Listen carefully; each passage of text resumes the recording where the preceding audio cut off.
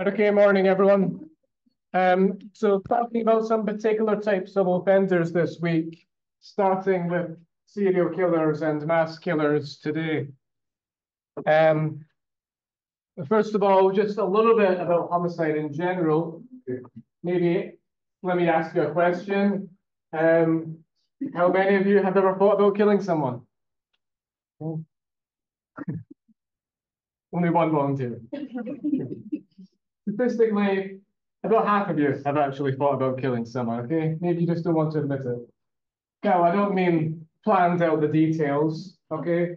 But what the studies tell us is that when questionnaires are given to university students on colleges like this, about 3/4 of the male students say that they've at some point thought about killing someone, and about 2/3 of the female students say they've at some point thought about killing someone. Now, this was first done by Kendrick and Sheets, but it's been replicated again and again, usually only with about 5% difference, okay? So the general findings are somewhere around these percentages. When do these sorts of fantasies most occur? Usually when one felt humiliated, maybe threatened, okay, maybe a time in high school in which one felt as though they were being deliberately ostracized and picked on. Though for 18% of them, it was in the last month that they had had some sort of homicidal thought. And for about 30% of the male students, not only had they thought about killing someone, but they said they had frequently done so. Okay. So about 64% of these fantasies were in response to a personal threat. Over half were in response to some public humiliation. Who was it that they were thinking about killing? Strangers, about half the time, about a friend, half the time. Also, step parents were quite high on the list. When we think about homicide rates and how victims and offenders are typically related, you might notice that, spouse is missing here or ex, right? But let's keep in mind the age of these participants, right? They're university students, probably most haven't had the experience of some long-term meaningful relationship that's maybe ended in heartbreak and so on. In fact, some of the subsequent studies did ask a bit more about relationships and found that most of the participants hadn't really had a steady, long-term, meaningful relationship ending in heartbreak. Whereas if it was an older group of participants, we would imagine that that would probably be also a fairly high percentage in terms of relationships.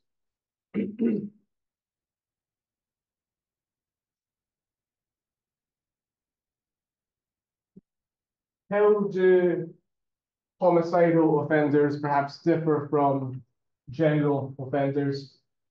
Here are some significant differences. Okay, this is on a study by Lober and colleagues on about 1,500 offenders, seeing some differences between the homicidal offenders and the other types of offenders, and these were the ones that were statistically significantly different.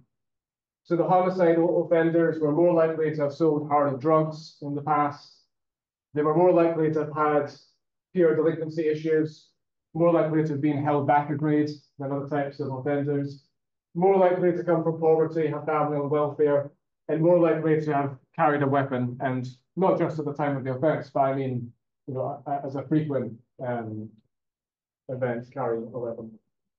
So, some of the risk factors for violence in general, but they seem to be even more the case when it comes to this particular subgroup of offenders.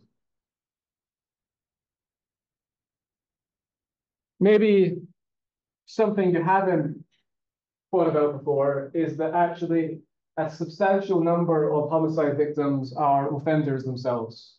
According to some stats, about up to half of homicidal offenders are some sort of criminal offender themselves. And in fact, in about 26% of homicide cases in one study, the violent event, was actually triggered by the victim. Okay, so this might have been some sort of fight that then escalated, some sort of arguments that turned heated. Okay, but it was the victim, according to this, that initiated the violent episode. So let me just ask you, first of all, what do you think might account for this overlap? Why might it be the case that offenders are more likely to be victims to homicide than the average person is? There's a whole bunch of possible reasons, right? But what are some?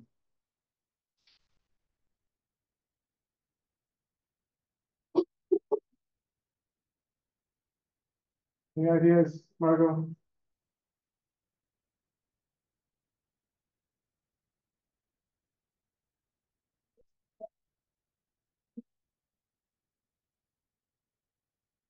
Yeah, they're already. Like at that point, I don't know, like they're already kind of like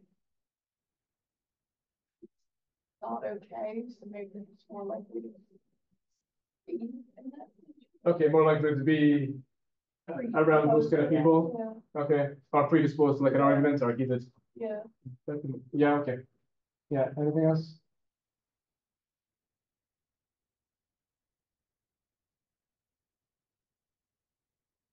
I mean, if they're already offenders, in some cases, it might be some sort of retribution or something. But I think in most cases, it's going to be what you said. It's going to be their environment, right? They're more likely to already have connections with offenders, other offenders who are also more predisposed to assault and violence, and that these might escalate to murder. Um, if we look at how victim offenders differ um, from your just general victim, okay, this type of victim is twice as likely to be using drugs, okay, than a non-offender victim. More likely to have been using alcohol at the time, more likely to be male, more likely to be younger. Average is about 30 to 34. Okay. Um, so remember that most homicides are reactive in nature, right? If they are in response to some provocation, whether real or imagined, it's a kind of disorganized crime. And the vast majority of crimes across the world are men killing men, okay? Usually, and the documents on this go well back, as a result of a altercation, quite often to do with a pretty trivial matter, okay? So some issue over jealousy or competition, some argument that stems from really pretty trivial insults or disagreements. Okay. Um, so indeed, altercations appear to be the primary motivating factor. Okay. And the homicide, usually spontaneous, haphazard, disorganized, okay, reactive in nature.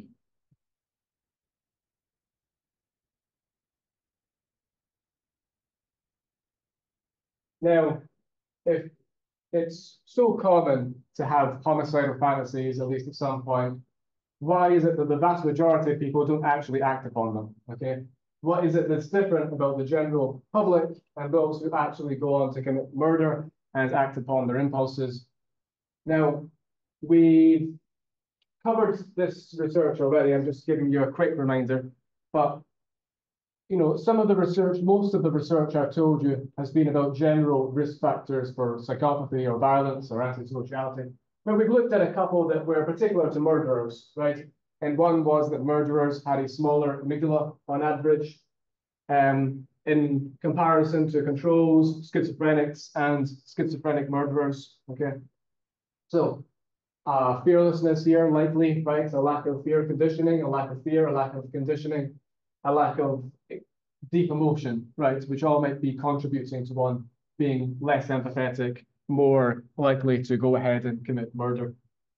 And another one we looked at that was, again, focusing on murderers directly was the lack of activity in the prefrontal cortex, right? This frontal lobe dysfunction, indicating impairment when it comes to executive functions, impulse control, planning ahead, making good decisions, problem solving, and so on.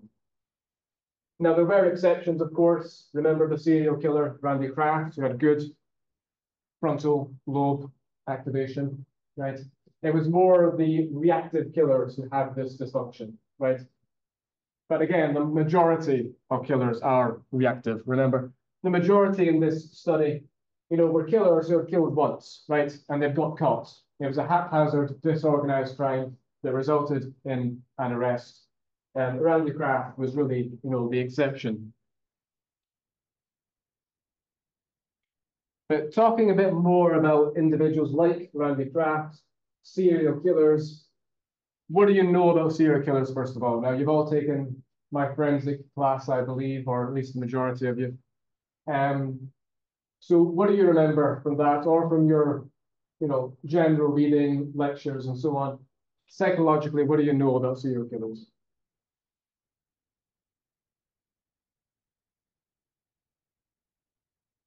What's some commonalities to them? Some common patterns found? Yeah, Maggie? They might be more likely to commit like more organized crimes so that they like get away with multiple crimes. Okay, especially those who have a number of victims, you would expect that they're probably more organized and got away that long. Yeah, Alison. I know a lot of them have like there's childhood signs. I know like wetting the bed, killing like small animals and that type of thing. I don't remember the other ones, but Setting fires. yeah, Yeah. a lot of them show. Yeah, okay. So some early, and like wetting the bed can be a sign of experiencing trauma and anxiety when you're a kid, right? So maybe some sort of psychological disturbance, some traumatic experience. Anything else?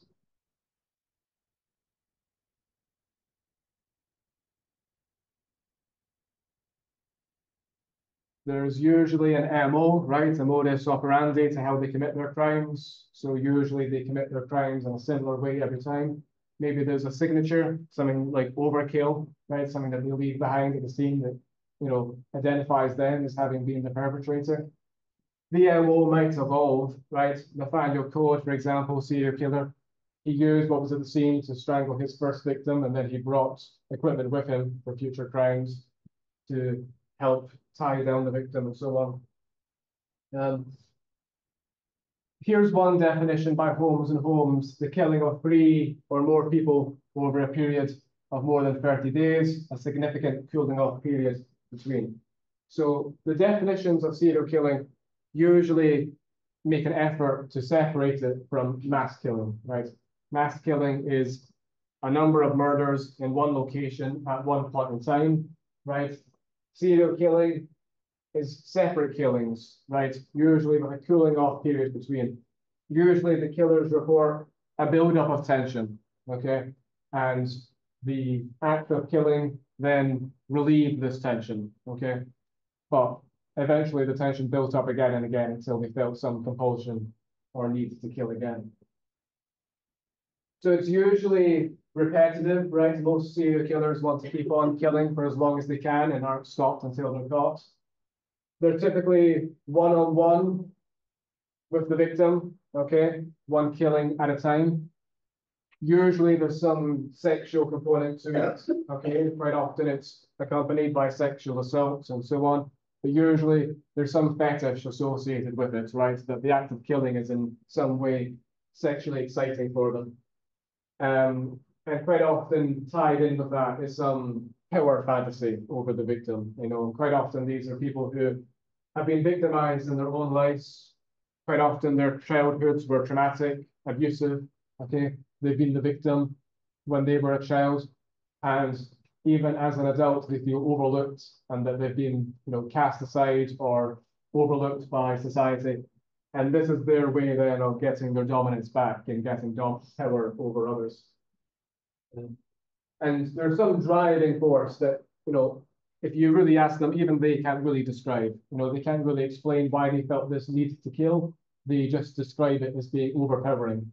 Now, it's not the case that serial killers are in control of their actions. Okay, they are. Most serial killers don't meet the criteria for insanity. Okay, they know what they're doing. They know what they're doing is wrong. But nevertheless, the driving force they describe as being incredibly powerful. Some stats according to the FBI, about 86% of serial killers are male, okay? But, there's a significant proportion, around 15%, that are female. And socioeconomic status varies quite a lot. The vast majority are whites, about 82%, about 15% African American, and then 4% and less for other races. Now, this is quite different from general homicide rates, right? If we look at general homicide, about 50% are white, about 50% are black, okay? So serial killing is really the exception in which the vast majority are white. So the general homicide rates are okay. The majority of them target strangers, okay? Now, it's true that the more organized ones are even more likely to target strangers, okay? Now, quite often the stranger could be a surrogate, it could be someone who reminds them of an ex or a mother, okay, who abandoned them or emasculated them or something such as this. And you might be taking out the rage of that person for that reason. The more organized they are, the more likely they are to pick out a victim of low risk. So this could be, a prostitute or a hitchhiker or a homeless person, someone who they feel as though won't be noticed as missing straight away, so they might be more likely to get away with the crime. So, this act of serial killing really began to get public attention in about the 1970s. And this is really when the FBI then began taking it seriously, and then they began the BAU's study on serial killers, led by John Douglas and Robert Ressler, right? The Netflix show Mindhunter is based upon this, if you've seen it. And what they did was they traveled across the US, interviewing serial killers, learning about their background, looking for common characteristics that could help them understand serial killers. And what they observed was that some were organized and some were disorganized, right? Those that were more organized, they planned out the killing. It was premeditated, it was planned out. They cleaned up after themselves afterwards, cleaned up DNA, concealed the body and so on, tried to get away with it. And they were more organized in other aspects of their life as well. They could appear normal to their neighbors. They could even, in some cases, have a marriage and children and appear really normal. And they had a job that they were able to hold down. Whereas the more disorganized killers were those who were more psychotic, having more psychological disturbances, mental illness, okay? Their crimes were reactive, haphazard, disorganized, and heat of the moment, spontaneous. They weren't planned out. There wasn't much effort to clean up afterwards, okay? The body would still be there. There would still be DNA, semen and hair and blood and so on. And they were disorganized in other aspects of their life as well. They couldn't hold down a job. They were going from job to job or were continuously unemployed. Their neighbors described them as being really weird. They weren't able to appear normal. They couldn't hold relationships, okay? They had no friends. They had no sexual relationship history. One example of a serial killer fairly well known is Richard Kosinski. Anyone know who this is? So he was a hitman for the mob, better known as the Iceman, because he would freeze his victims in ice right after killing them, hoping that would make it difficult to determine the time of death. And obviously that would help him evade capture. Now, he did a really interesting interview with a forensic psychologist that's worth checking out. But I want to show you this 10-minute clip because it raises an important issue over his psychopathy and the determining factor over that psychopathy, okay, that we can talk a bit more about. Well, why don't we turn the tables here and you interview me? I'll answer your questions. Interesting. Just so happens I might have a question for you.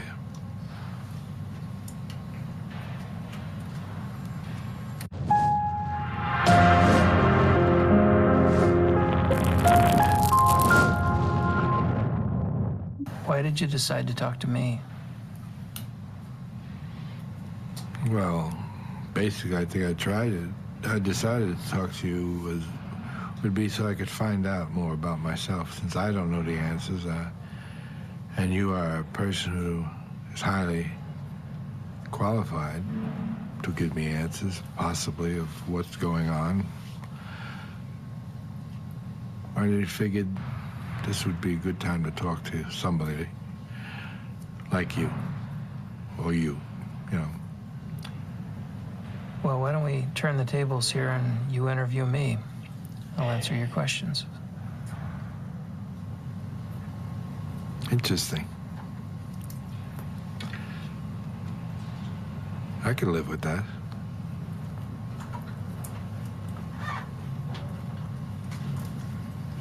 Just so happens I might have a question for you.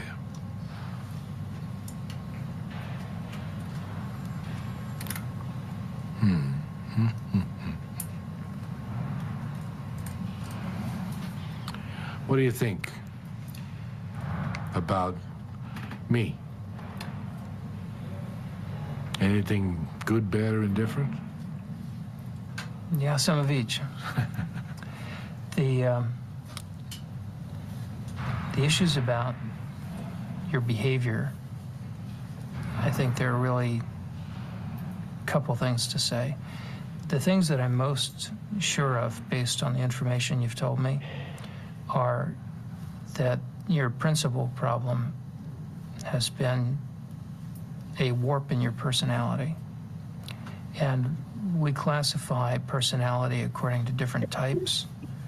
And there are two types of personality features that you have a great deal of. The first of them is called antisocial personality disorder. What it refers to behaviorally is someone who does not have a conscience, does not have remorse, does not feel a sense of guilt about most of the bad things they do, is impulsive and violent. The typical things we see before age 15 in people who earn that label are cruelty toward animals, cruelty toward people. And an awfully interesting part of that condition is that we've got a little bit of knowledge of what causes it and where it comes from. And that's where there's some good news and some bad news. The bad news is that part of where that comes from is hereditary, that there's a genetic basis to being a fearless person. And you've told me about how rarely you have any experience that even begins to resemble nervousness or fear. It takes extreme things to make you have a sense of impending danger. Normal people get fearful about a wide variety of things frequently and would be beside themselves with the kinds of experiences that you had on a weekly basis.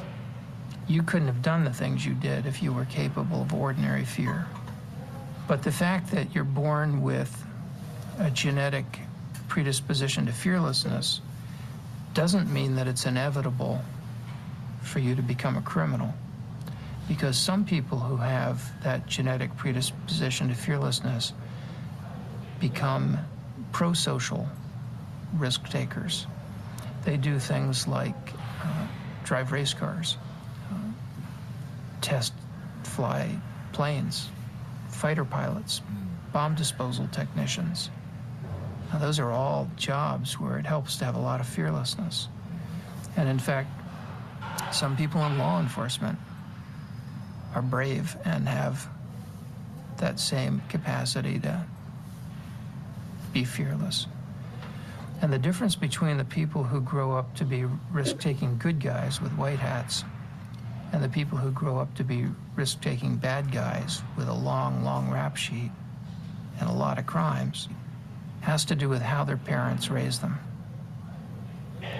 If you raise a kid with love and kindness and affection most of the time, you've got a good shot at their growing up to be decent, caring, loving human beings and treating their own kids well. But if you raise a kid the way Stanley raised you, with no love, no affection, constant abuse, beatings for no reason, all you teach is hatred. You make it impossible for that child to grow up and form strong attachments and loving, caring relationships, or to be willing to risk themselves to protect the world.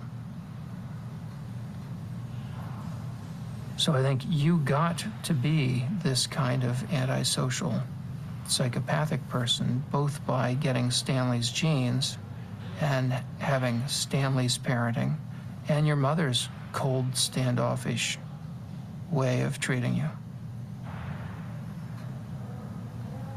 In other words, that part of you was both born and made. But your own kids and your own grandchildren will turn out according to how you and Barbara raised them, despite whatever genetic influence there may be.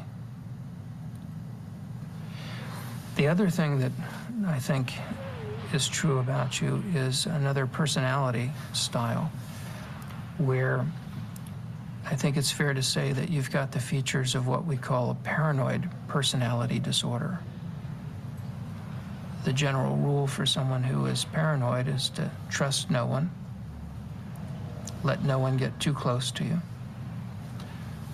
and to never forgive anyone who does you wrong. If somebody criticizes them, they're quick to respond with anger or to counterattack. If somebody humiliates them, then they must have revenge. About 1 to 2% of the population has the paranoid personality disorder. About 2 to 3% of males and 1% of females have the antisocial personality disorder. And then there's this smaller group that has both. And it was having both that allows you to have this career that you've had, and that allowed you to profit from your capacity for a completely emotionless, fearless, remorseless hit. By being free of any conscience and also free of friends and of people who could bring you down, you were able to have a very long run as a successful contract killer, which is quite unusual. And you wouldn't have been able to do that had you not had both of those personality flaws. In your line of work, they turned out to be major advantages, kind of preconditions for a successful career. I appreciate you taking the time and explaining this to me. I am probably the loneliest person in the world because I have nothing I care for, and I can't make any friends to have any kind of a relationship, or so I've lost everything. I've lost everything I ever cared for, everything I ever wanted. It's down the toilet. Since there is no love in my life, I must have something to replace it, so I replace it with hate. Constant hate. Constant reminder to hate. What's that do for you?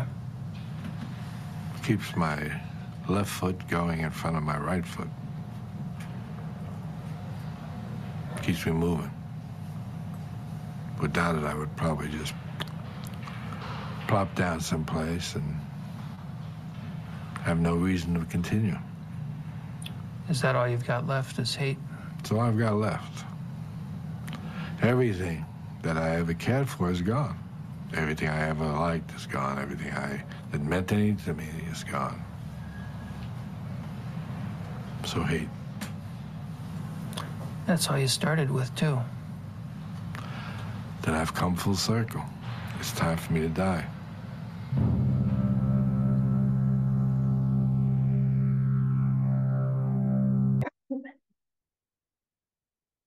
It's worth Earning a the bachelor's degree whole doesn't have to. interview. It's about an hour long.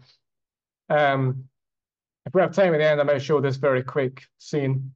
It's a pretty interesting moment when he interprets the psychologist as being a bit judgmental at a point, and you see his mood shift like that. He suddenly turns incredibly angry at the psychologist, and you can tell he's holding in the anger. And if the situation was different, things might have turned out a bit different. Okay, so what else about the typical characteristics of serial killers? The majority are in their mid to late 20s. That's usually when serial killers begin their killing careers. Or the next popular group, kind of 30s. Male serial killers usually begin killing mid to late 20s. Female serial killers usually a bit later, usually early 30s is the starting point. Majority of serial killers kill locally, right? Which is why geographical profiling is very helpful in investigations, because if you have a crime scene here and a crime scene here and you're plotting them all on a map, then it's pretty likely that the offender lives somewhere pretty close to where all these crimes are being committed. And if you form eventually, a kind of circle around the killings, then quite often somewhere the nucleus of that is where the offender resides. The more organized ones stray further from home so that they're less likely to get caught. So about 15, 16% are more regional, and then about 11-ish% are nationwide, right?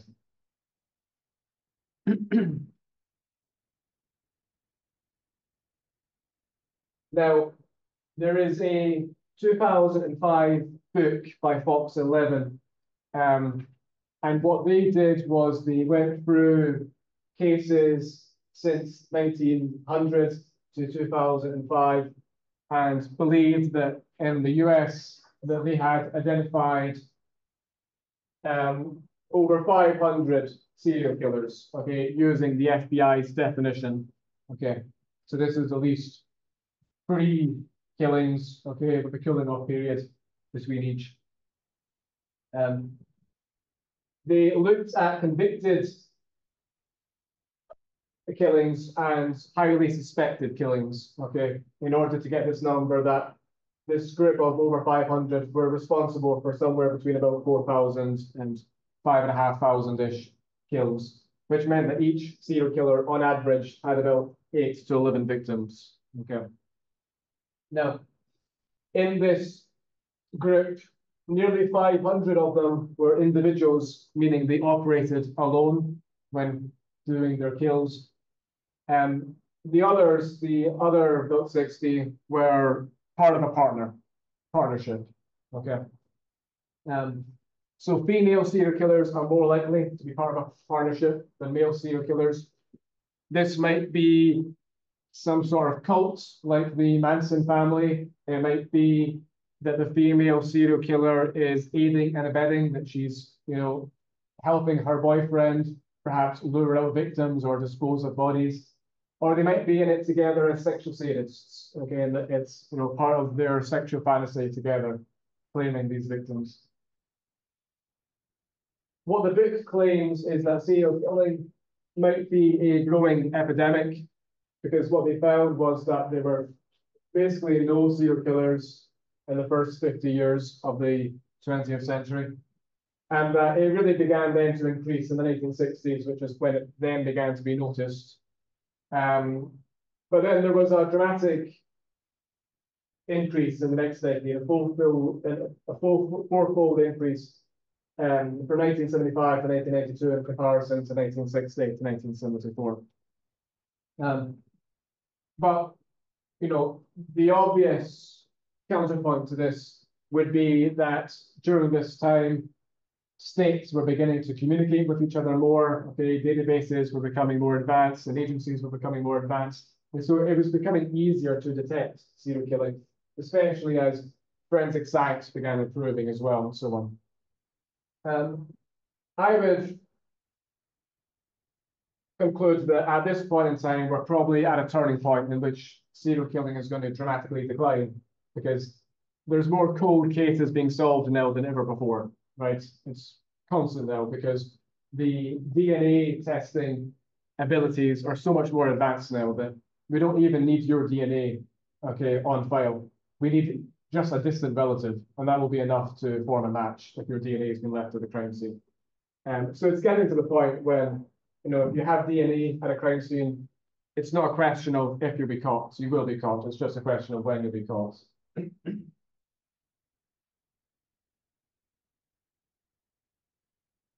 Now, the organized, disorganized dichotomy in the FBI's model was really one of the first typing systems.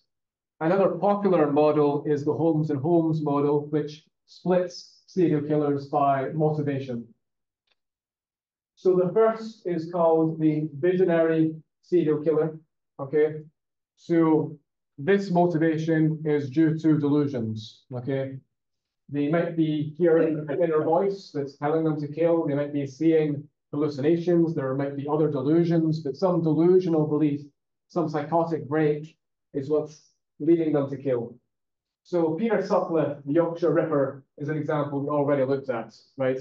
He thought he heard the voice of God in the graveyard and he was commanded to begin murdering prostitutes. So that's an obvious example of a visionary killer, right? If we really do take that as the primary motivation, at least. The second is the mission-orientated serial killer, okay, who believes that their killings are noble or righteous or part of some greater cause, okay? So it might be cleaning up the streets of prostitutes or killing homosexuals because it's a crime against God, or it might be killing interracial couples. Whatever they think is morally wrong, they take it upon themselves, okay, to begin killing in the name of that cause. So we might class Ted Kaczynski as an example, given that he was targeting people that he thought were contributing to a more technologically advanced world and that was ruining society. And then there is the hedonistic, okay, who is pleasure seeking, who's, operating on the id. They're doing what they want when they want it without regard for others or consequences. And there's really three types or subtypes of the hedonistic killer, okay? The hedonistic is the most frequent type of serial killer. There is the lust, who is sexually excited by the killings, okay? It's part of some sexual fantasy. They're obviously more likely than the others to commit sexual assault as well during the time of the offense. The second subtype is the thrill-seeking. So they're not sexually motivated, but they're still excited by the act of killing. They're still stimulation-seeking, and that's contributing to it. And then the comfort is killing for financial gain. A not very popular type amongst male serial killers, but the most popular amongst female serial killers, right? The Black Widow type, right, is the most common type of female serial killer who marries for money and then kills the victim and gains the inheritance and then does it again with another victim. Kenneth Benanche is a clear example of a hedonistic, thrill-seeking type. And then lastly is the power control, okay, who's killing to prove their dominance, to get this power over someone else. More likely to use strangulation as the means of killing, okay, because then they're actually controlling with their own hands when someone dies. They're likely to have been abused themselves as children, though that's pretty common for all serial killers. And their power fantasies likely began very young. They were victimized, and so their fantasies at that time were getting back at the one who was victimizing them. They had to use fantasies because they were a child, and the adult was an adult, so they couldn't, overpower the adult at that point. And then this became just part of them. When they were feeling insecure or upset, they would have a fantasy, okay? And serial killers are more likely to use fantasies even when convicted in prison as a coping mechanism, as a coping strategy in comparison to other types of offenders. Rather than seek out social support or be proactive and actually do something about it, when they're feeling upset, they're more likely to fantasize about things being better. That person's upset me, fantasizing about getting even.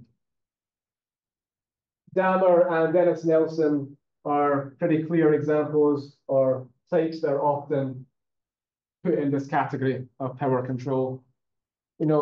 For them, they were seeking relationships with men, but the killing was really triggered when they were about to be abandoned, right? When the partner was about to leave, they didn't want that.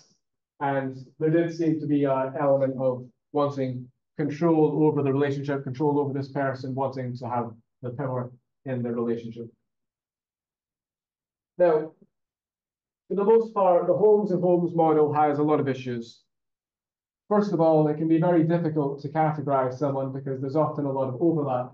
I've classed Peter Sutcliffe here as visionary, but he was killing prostitutes because of his visions, because he thought that was the crime against God, that it was a sin. So you could argue also that he was mission orientated, right? Categorizing them is difficult, it's subjective. There is almost always a power element, okay, no matter the type. So having a type just for power control, okay, is a bit too difficult perhaps when it's a crucial component across types, okay? The mission type is also incredibly rare, okay? There are a few examples, but in most samples, there's no one who's really classed as mission orientated.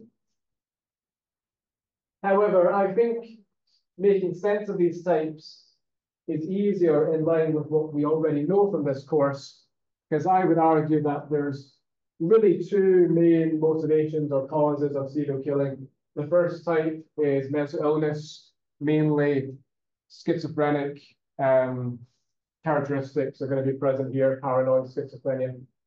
And the first two, the visionary type and the missionary type, are going to be more likely to fall upon this spectrum, okay, of mental illness, schizophrenia, whether it's seeing delusions and hallucinations, or whether it's being committed to this particular delusion and believing that you have to dedicate yourself actually to completing this mission.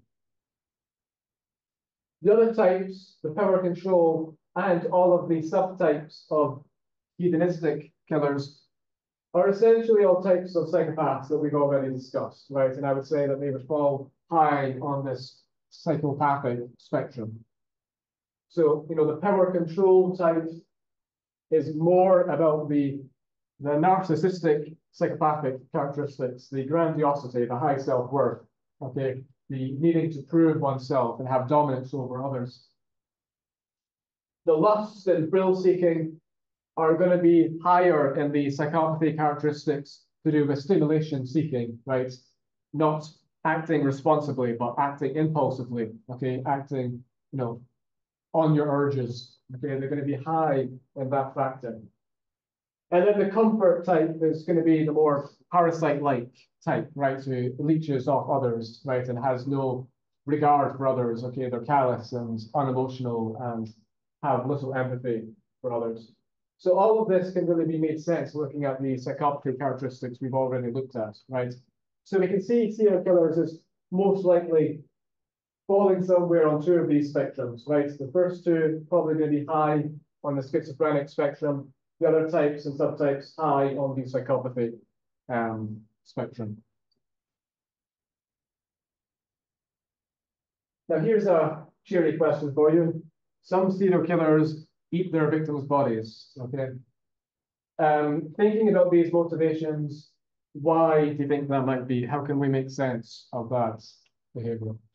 I would think it's like a control after death type of thing, like Dahmer. The power and control psychology, like it's like I killed you, but that's not enough type of thing. I have to also like ruin your body, I guess. Sure. So it further proves their power, their control over the victim. Yeah. Anything else?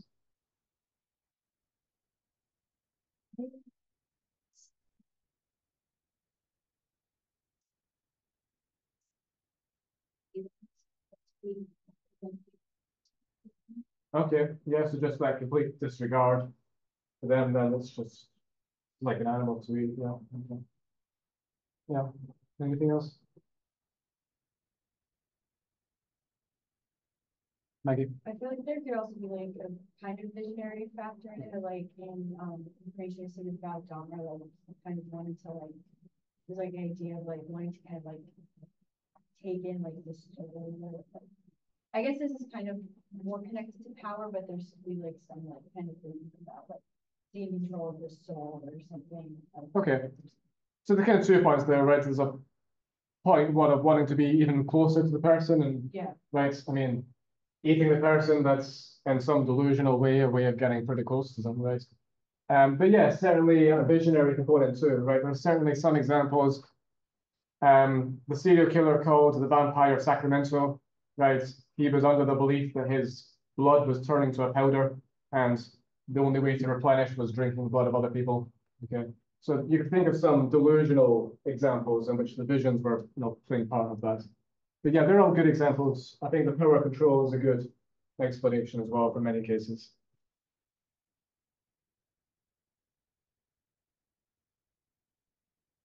Now, there's a good 2014 paper that looks at a sample of over 200 killers, mass killers and serial killers, trying to make sense of their backgrounds, what led to their homicidal behavior, what were the most common characteristics that really led them on their criminal pathway and that separated them from the general public.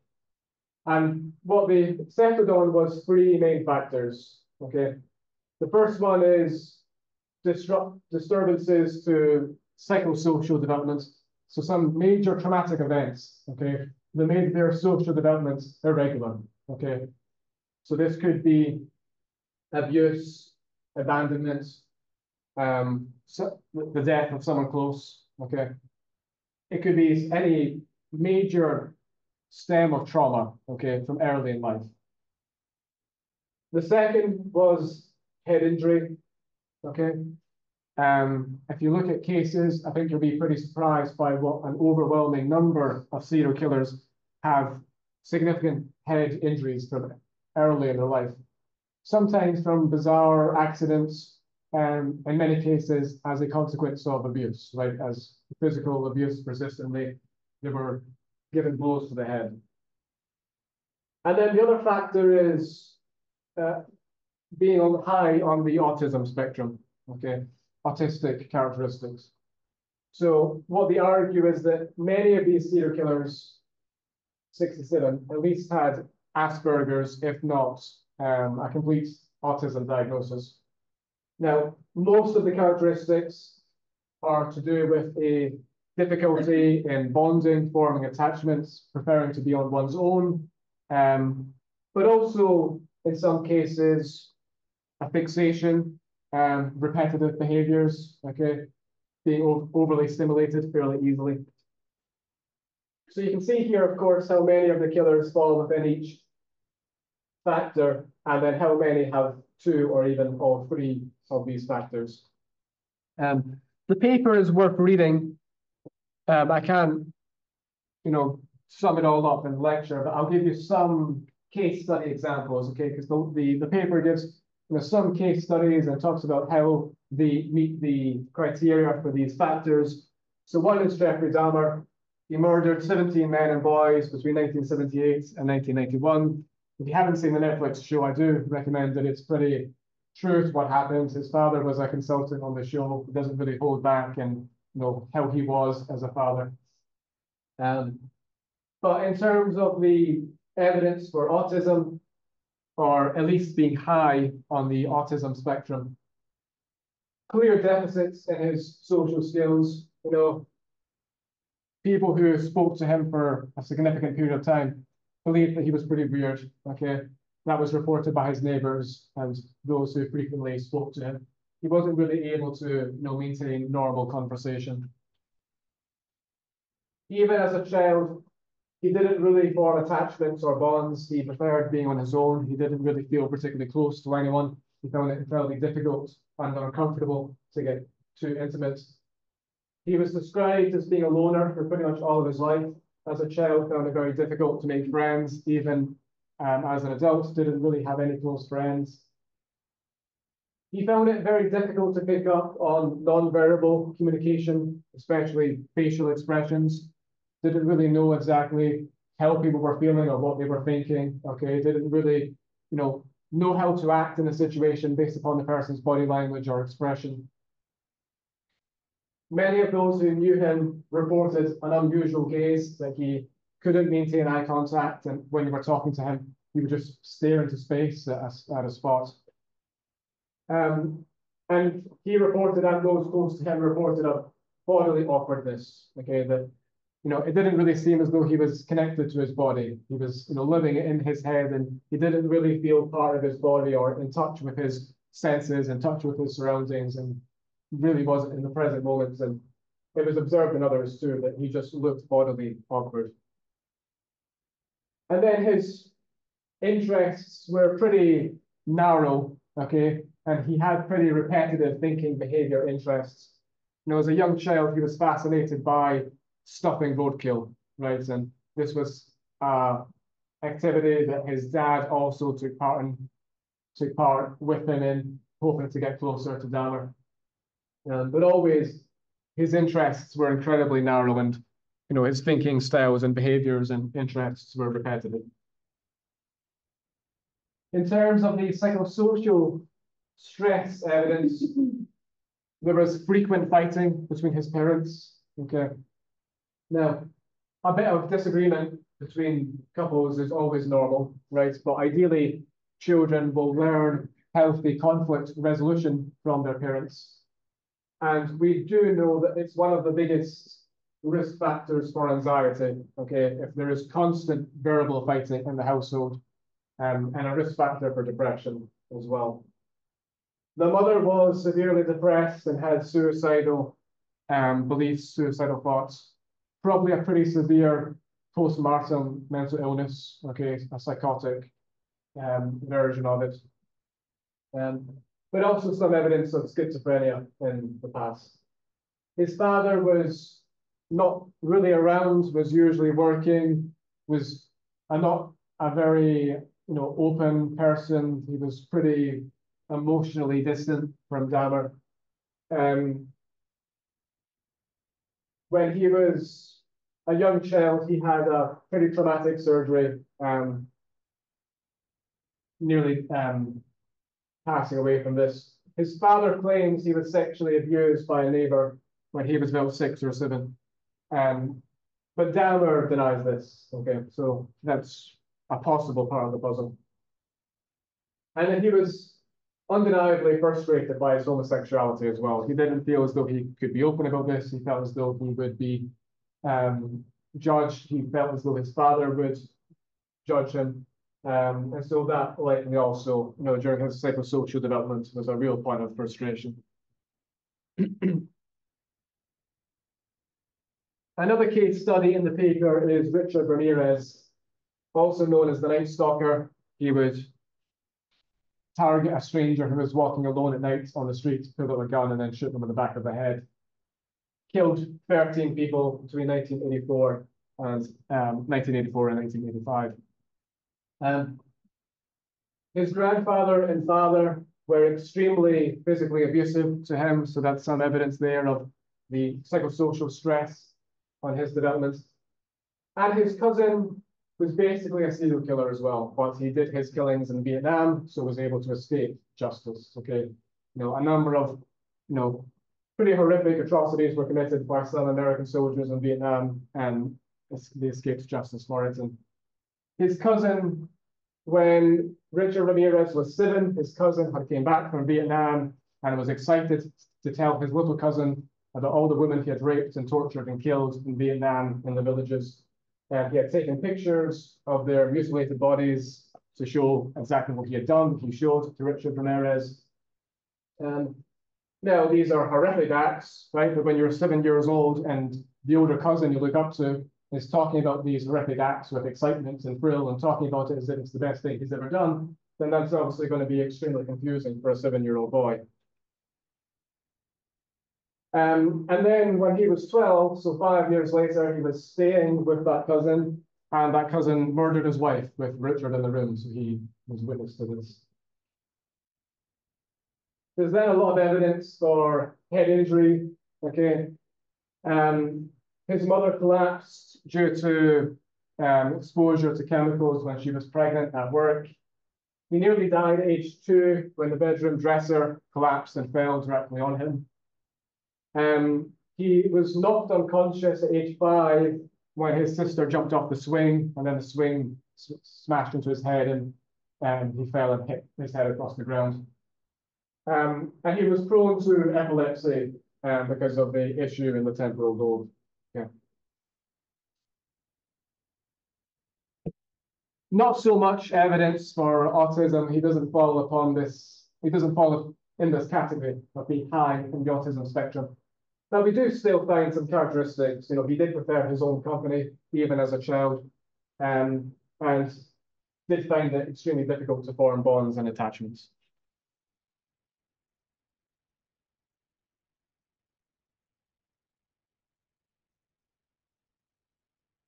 Any questions so far?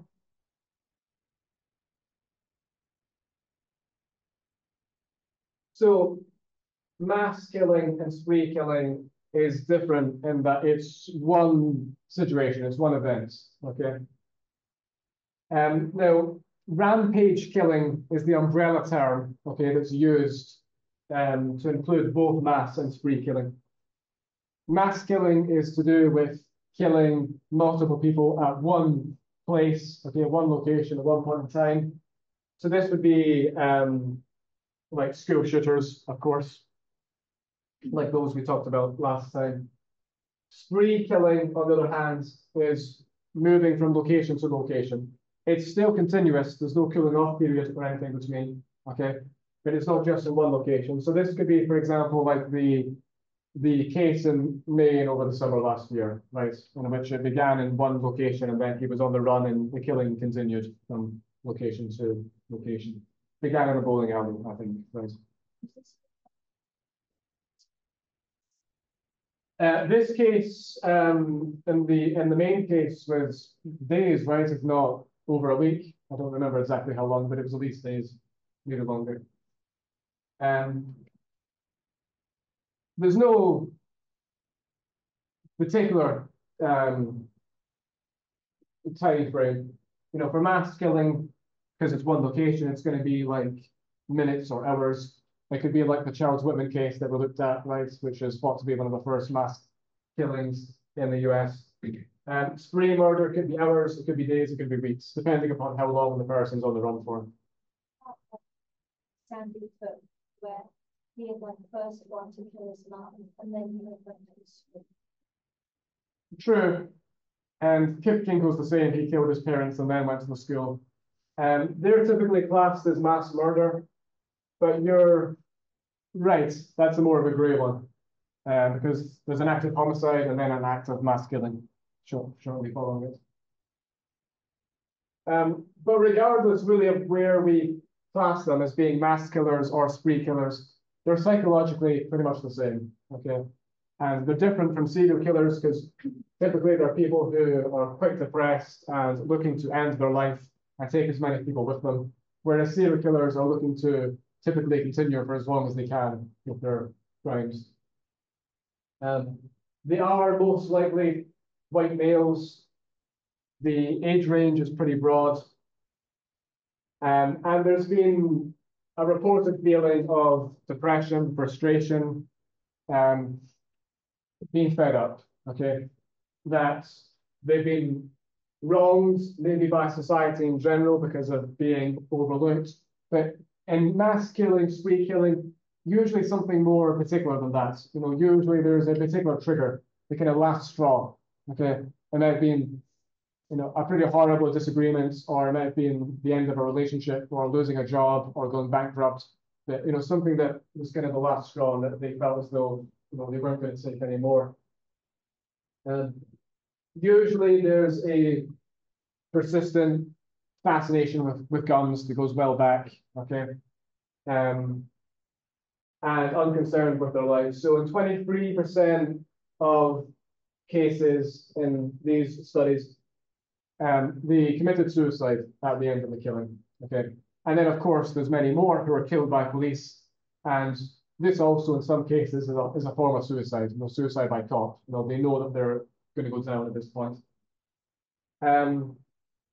Sometimes contemplation of the act, sometimes it's a bit more kind of unplanned. Average age, about 29 years, and average number of victims, about 5. Now, this certainly is something that's sadly on a massive increase, right? In the 1950s, there were 4 mass killings in the US during that entire decade, right? Between 1977 and 1991, nearly 300, right? So a massive acceleration. And now we're at a point when there's nearly 500 mass killings, every year in the US. So something that seems to be, really on the increase.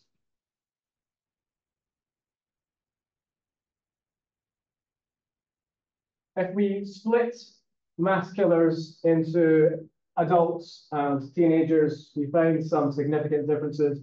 Both are more likely to be loners, but even more so the adults. The adults are more likely to have a fascination with guns. That's also common for the teenagers. History of violence about less than half the time. Substance abuse disorders more likely to be true for the teenagers. In both cases, they're likely to have been severely depressed, maybe also psychotic. Usually some triggering events, okay? For the teenagers, this may have been something at home. It could have been something at school that they felt as though was a source of humiliation. It's even more the case with adults, which again could be losing a job, losing one's money, end of a relationship. Knowing the victims, about half the time for adults, half the time it's strangers, half the time it might be colleagues in a workplace killing or some other target. Obviously, teenagers are more likely to target their schools, and so that would be why they're more likely to know their victims. Teenagers, it's more likely to be in the morning. With adults, it's more likely to be in the afternoon. And how often do they commit suicide?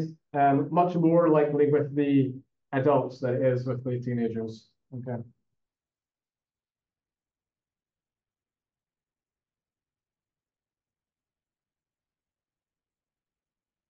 Now, there have been a number of changes.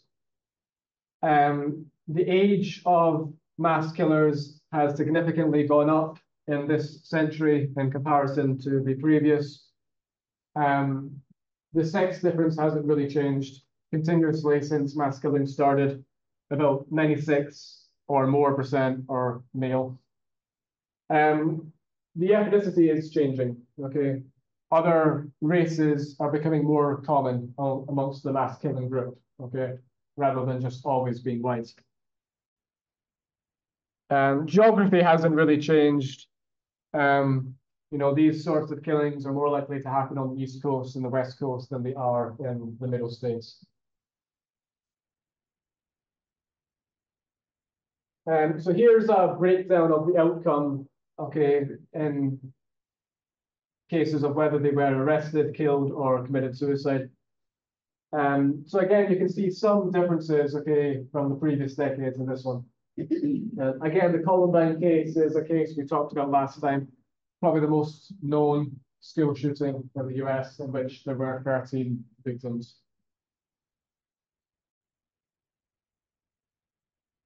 But another case I want to talk about in a bit more detail is the Oregon case of Kip Kinkle. Now, Kip Kinkle was known as having problems. Okay, this wasn't a case of a school shooter in which people said, well, there were no warning signs. There were plenty of warning signs. Okay. He had seen a therapist 9 times because his mother was concerned about his fascination with guns, knives, and explosives. He had got into trouble for stealing guns a number of times, stealing a gun from the house, stealing a gun from a shop, stealing a gun from a friend's house. He was known to carry a knife at school, and when his friend took that knife from him, he had what can only be described as a psychotic break. Okay, he decided he was going to get that friend and chased him with the knife, and then began trying to break down the door of the school in order to get and attack him. His teachers had reported his explosive outbursts and had concerns over the doodles that he would form in school, okay, that showed fascination with killing and weapons. He'd gone to therapy for anger management and was given Prozac as a treatment for his depression. He also at one point shouted out during English class, "God damn this voice inside my head," okay? So again, the concerns were apparent, right? He was though pulled from therapy and the medication was discontinued by his parents. We don't really know why. Okay, his parents were his first victims, so they're not around to fill in, some of the the kind of gaps we have in the story. We don't know why he was really pulled from therapy and the medication discontinued. What we do know is that during this time, his father decided, what's a good birthday gift, okay, for a teenage boy who's mentally ill and prone to violent fascinations? I know, a semi-automatic gun, okay?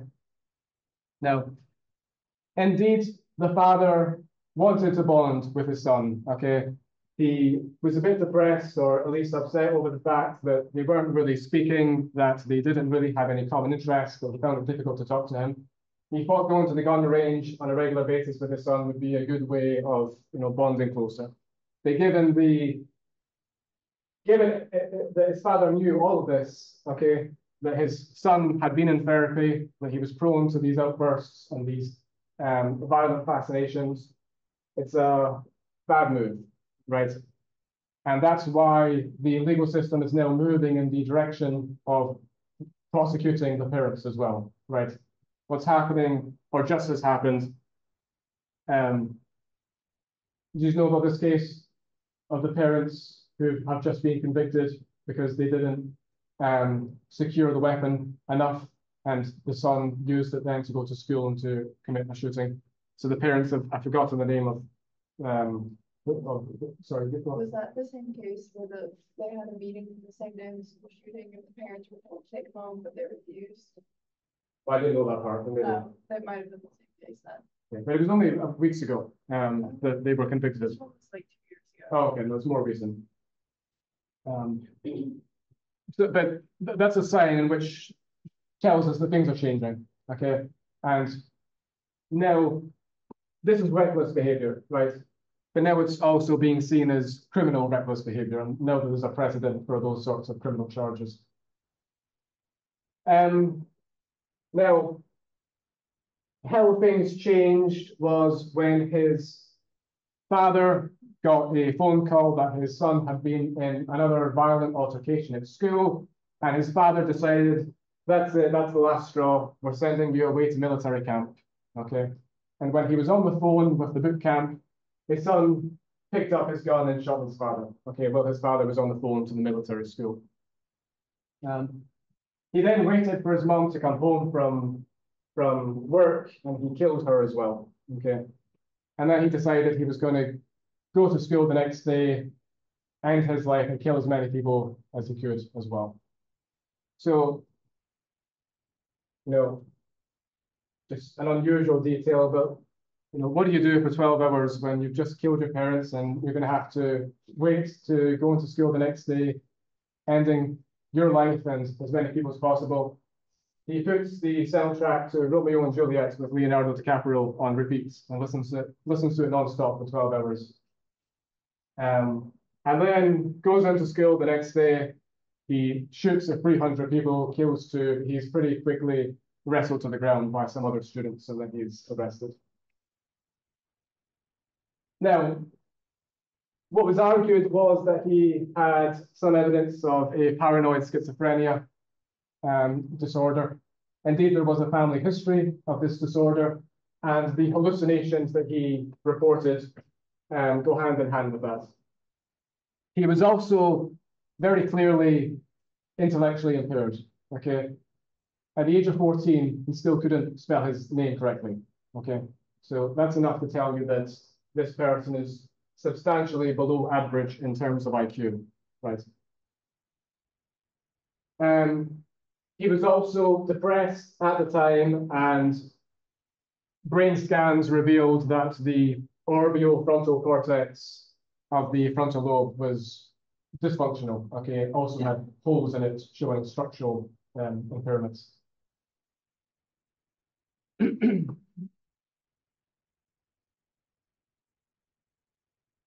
I should say, despite all of that, there was no leniency in terms of diminished responsibility. Okay, he's been sentenced to over 100 years in prison, meaning that he's never going to be released. Okay, he'll never be up for parole. And this is the case I'm going to come back to actually in the last lecture.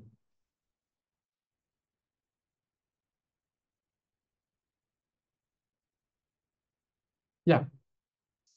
Like there's no. Yes, he would have been in order to be kept in prison the rest of his life. Yeah. Because if you're charged as a juvenile, then the charges are dropped once, or you're released once you're, yeah. Yeah. Any other questions?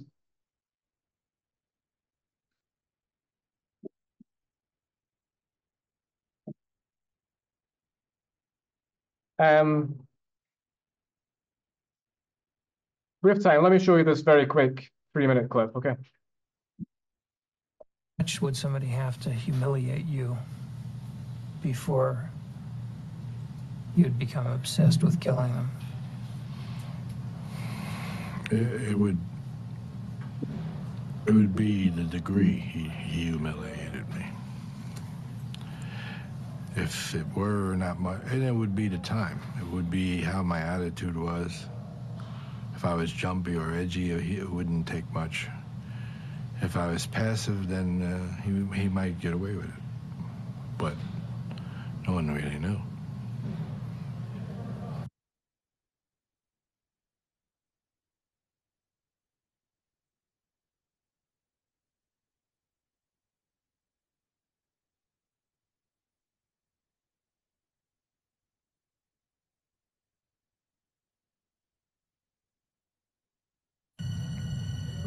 You almost made me mad. I know. What made you mad about that? I don't know, but you almost did. Can you figure out what it is? No. Try to look at it. Look at what made you mad there. I don't know. I think it must have been something you said. Yeah. Obviously, but I don't know what it was. Could it be that I was challenging you and it sounded judgmental? Could be.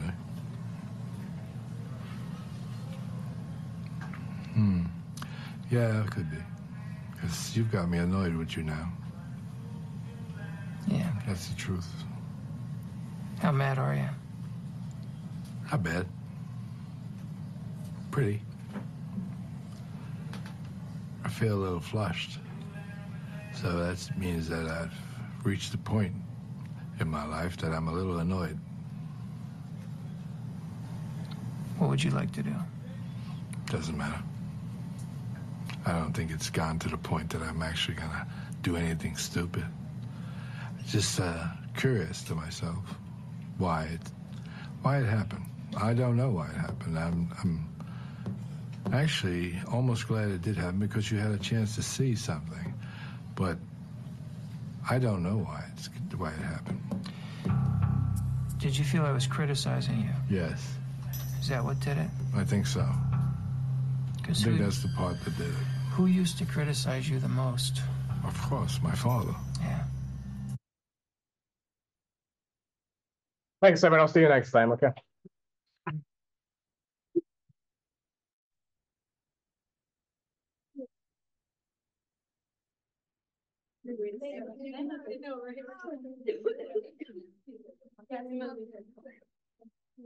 How have you been?